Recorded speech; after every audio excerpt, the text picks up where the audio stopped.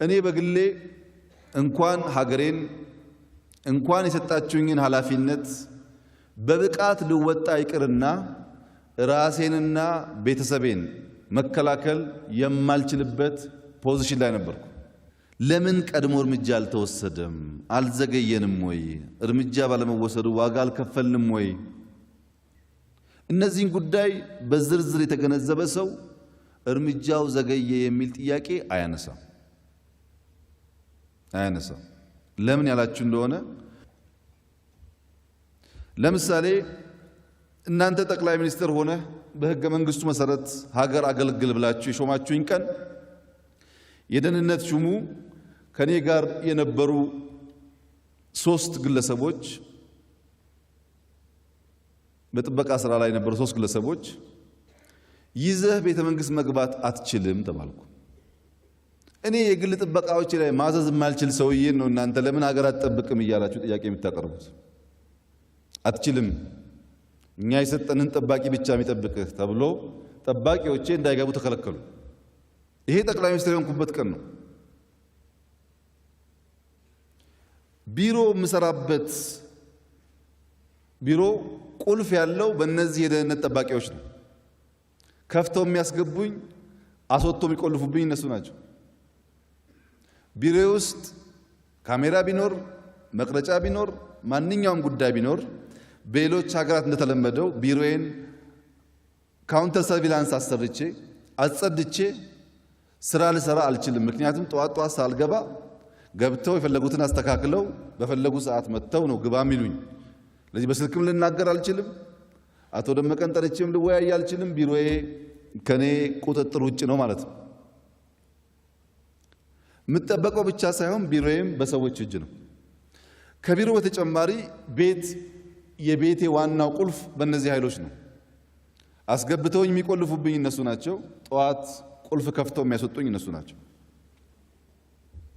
እዚህ ውስጥ ነው እናንተ ሀገር እርምጃ አልወሰደም አልተከላከለም የሚል ጥያቄ የምትጀምሩት ማለት ነው። የእናንተን ደህንነት ሳይሆን የራሴና የልጆቼን ደህንነት ማረጋገጥ የሚችልበት ፖዚሽን ላይ አልነበርኩም። በዚህ ግን አያበቃም። ወታደር ስለነበርኩኝ እስቲ አንድ ስቴፕ ሮጬ ለማምለጥ እንኳን የሚችልበት መንገድ ካለ ግቢውን ለማየት ፈልጌ በአካባቢ ያሉ ሰዎች ቢሮዬና ቤቴ በእጄ አለመሆኑን አውቄያለሁ። ግቢዬን ለማወቅ ግቢ እንመልከት ስላቸው ይሄ እኮ አልተለመደም አሉኝ። ጠቅላይ ሚኒስትር ግቢ ማየት ማለትማ አልተለመደም፣ ከቢሮ ቤት ብቻ ነው።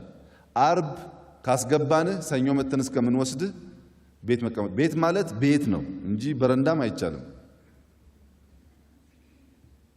አይ እኔ እንደዛ አይነት ጠቅላይ ሚኒስትር አይደለሁም፣ አካባቢዬን በደንብ ካላየው ቸገራለሁ ብዬ በግድ ግቢ ወጣ ማለት ከቤቴ ውጭ ያለውን ግቢ ለማየት።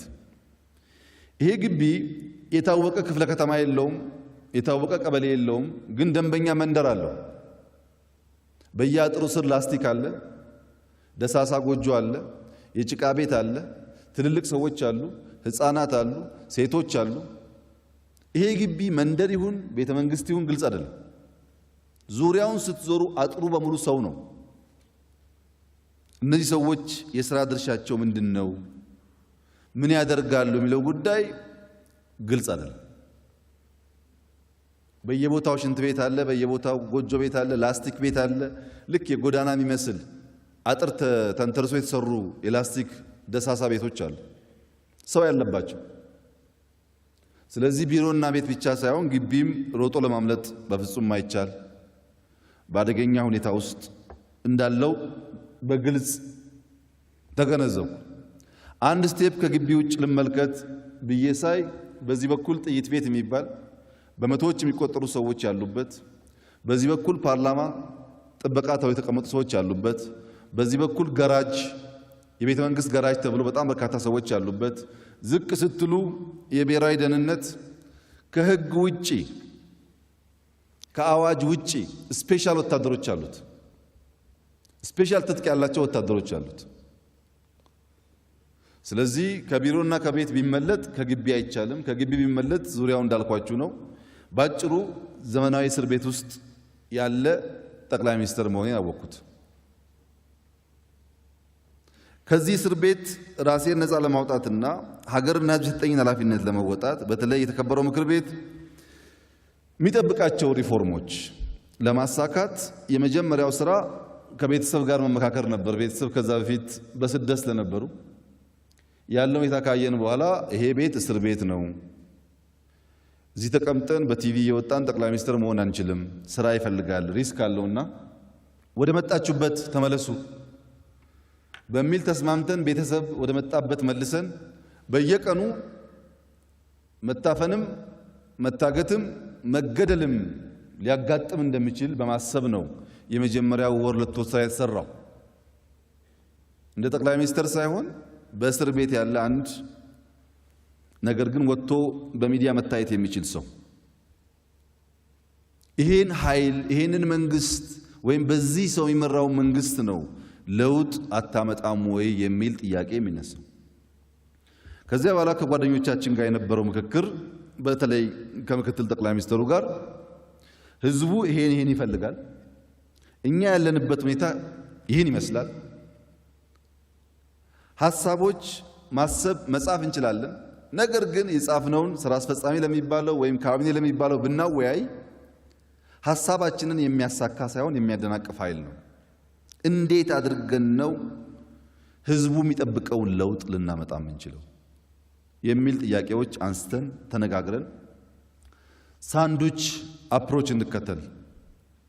ይሄን ስራ አስፈጻሚ ምናምኑን ለጊዜው እንተወውና ከላይ ሐሳብ እንለይ፣ ከታች ህዝባችን እንዲገነዘብ እናድርግ።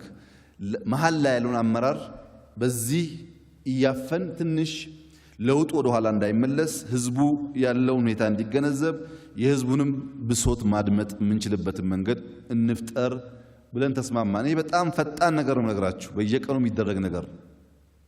በዚሁ አግባብ ህዝባችን ጋር እንገናኝ፣ ህዝቡን እናድምጥ፣ ለህዝብ ሐሳባችንን እንሽጥ። ህዝቡ ወታደራችን ይሁን ጠባቂያችን ይሁን፣ ህዝቡ ለውጥ እንዳይቀለበስ የሚቆም ይሁን፣ እኛ ደግሞ በድፍረት ወደ ህዝብ እየወጣን ሐሳቦቻችንን ለህዝብ እናካፍላል። ይሄም ብለን የመጀመሪያው ጉዞ ወደ ሶማሌ ክልል ነው የወሰንነው። ወደ ሶማሌ ክልል የወሰንበት ምክንያት አሁን ያያችሁት አደጋ መጀመሪያ የተዘጋጀው በሶማሌ ክልል ነበር። የሰለጠነ ከ30 ሺህ በላይ የታጠቀ ልዩ ኃይል ተደራጅቶ ከላይ እስከ ታች ተቀናጅቶ ኢትዮጵያን የማፈራረስ ህልሙ የመጀመሪያው ታርጌት በዚያ ክልል ነው የሚሰራው።